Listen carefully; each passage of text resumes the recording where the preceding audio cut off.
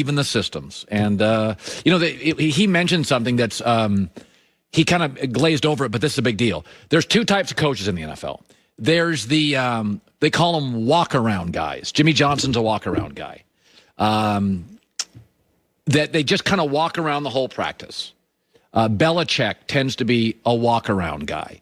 Now, Sean Payton's not a walk-around guy. Sean Payton's in that offensive room, and he's doing the mad scientist thing, and he lets defense do its own thing. So Jimmy Johnson was known as a walk-around guy. Belichick's a walk-around guy. I think Pete Carroll's known as a walk-around guy. And that's what he was saying. Urban Meyer's reputation is he just kind of walks around, the special teams coach. He's just constantly tightening the screws on everything. Sean Payton, I've been told, is more, I'm going to go to this side of the ball, and we're just going to be smarter, and I'm going to spend all my time here. Not that, so you can win Super Bowls with both. But I think Urban has kind of a walk-around guy mentality, which is Jimmy was that. Big picture guy. I'm going to go coach my coaches. Right.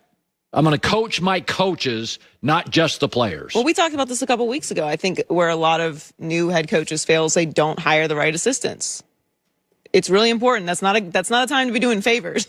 Like you gotta hire people that you believe in and that believe in what you're doing. Yep, good stuff. Joy Taylor with the news. No. Turn on the news. This is the Herdline News. Well, Washington released Dwayne Haskins yesterday after nearly 2 seasons with the team.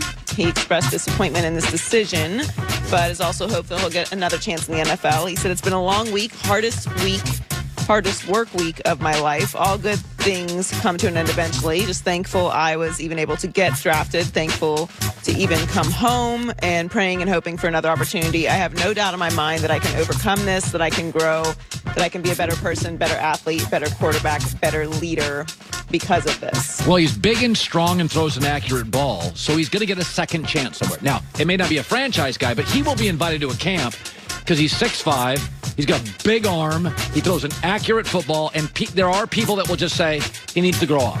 You almost always get a second chance if your issue is you got to grow up. Nobody's saying he can't throw, he's too small.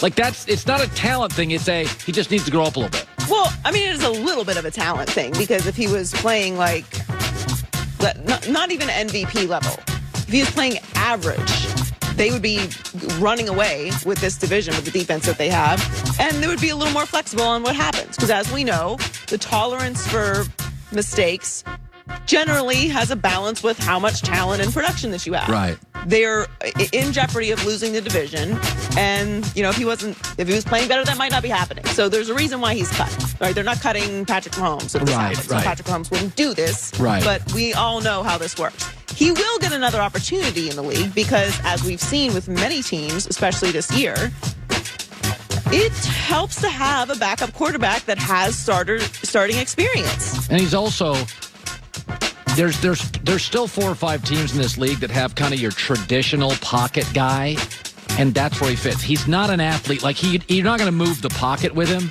but just a bit. Like, how valuable would a backup quarterback be for like the Rams this weekend? A big, strong kid who could make throws. Like, what we've learned about this league is you will have, unless it's Tom Brady, you will go to your backup quarterback every couple of years. I think it was Jimmy Johnson. I don't want to misquote him, but I think it was Jimmy who said, like, the second most important position on your team is backup quarterback. He will play unless it's Tom Brady. Look at the Saints the past 2 years. Look at Philadelphia. Look at Philadelphia. Rams Look now. at the Rams. Chicago. Look at the Raiders. Chicago. Miami. Yes, it's very important to have a strong, and what the Steelers did last year. Like, it's very important to have a strong backup quarterback. So he's going to get another opportunity. Look, at the end of the day, if I was Ron Rivera, I don't think I would have. I think I would have cut him immediately. I understand the only reason I feel like Haskins was even out there this week is because he felt an obligation to the rest of the guys on the team to put the best player on the field and not punish everyone else for Haskins' decision. But he's going to get another opportunity in the league. So Cam Newton was benched for Jarrett Stidham in the third quarter of the Patriots' 38-9 loss to the Bills last night. And after the game, he expressed his frustration with how his season in New England has gone.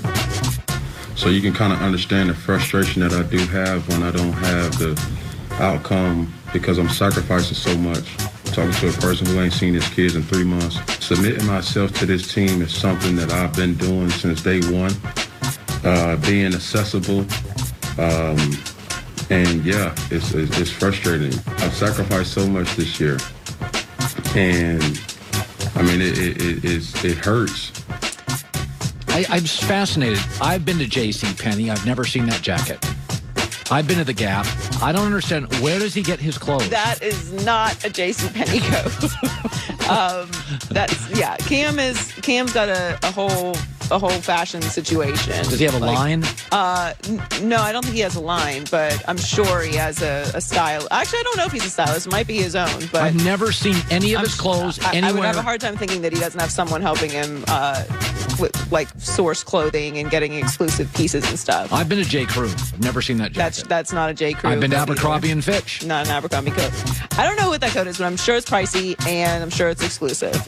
Cam has got is he the best? Yeah, I think he's the best dressed. Oh God, yes. There's not even a. I'm trying to think of a second. It's not coming. There isn't one, I don't think. No, not a close second. It's like Russell Westbrook and Cam Newton. That's it. Best dressed in sports. I mean, in terms of stylish, yes. yeah. I mean, LeBron's. No one else could wear that. Like, Cam wears that and he pulls it off. Anyone else wearing that is just. You have to have the full entire swag and confidence to pull off extreme pieces, and he does with these. Now, the situation with the Patriots is a different situation. I don't put this all on Cam. This is an extreme situation for Cam to go into. Now, look.